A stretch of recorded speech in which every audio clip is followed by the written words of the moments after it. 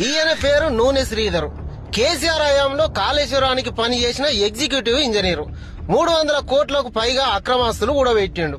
తెల్లాపూర్ లో విల్లా, షేక్పేటలోని sky high gated కమ్యూనిటీలో లగ్జరీ ఫ్లాట్, అమీర్పేటలో కమర్షియల్ కాంప్లెక్స్, కరీంనగర్ లో 3 ఫ్లాట్లు, హైదరాబాద్, వరంగల్, కరీంనగర్లలో 3 పెద్ద బిల్డింగ్స్, 16 ఎకరాల వ్యవసాయ భూమి, హైదరాబాద్ లో 19 ఇండ్ల స్థలాలు, 2 కార్లు, కిలోల కొద్ది బంగారాభరణాలు, కోట్లాది రూపాయల బ్యాంకు డిపాజిట్లు, ఇట్లా 100 కోట్లు ఎనికేసుకున్నాడు. ఈయన మరో ఇంజనీరు హరిరామ్ నాయక్. నాటి కేసీఆర్ సర్కార్ ఆశీస్సులతో కాళేశ్వరం ఈఎన్సీగా పనిచేసి 300 కోట్లకు పైగానే అక్రమాస్తులు కూడబెట్టిండు. షేక్పేట, కొండాపూర్ లో లగ్జరీ విల్లాలు, మాదాపూర్, నార్సింగ్ లో ఫ్లాట్లు, అమరావతిలో కమర్షియల్ ల్యాండ్, అర్కుక్ మండలంలో 28 ఎకరాల వ్యవసాయ భూమి, పటాన్ చెరువులో 20 గుంటల భూమి, శ్రీనగర్ కాలనీలో 2 ఇండ్లు, బొమ్మల రామారంలో 6 ఎకరాల్లో మామిడి తోట, ఫామ్ హౌస్, కొత్తగూడెంలో నిర్మాణంలో ఉన్న భవనం, కుత్బుల్లాపూర్, మిర్యాలగూడలో ఫ్లాట్లు, ఇట్లా ఎక్కడ పడితే అక్కడ అక్రమాస్తులు సంపాదించిండు.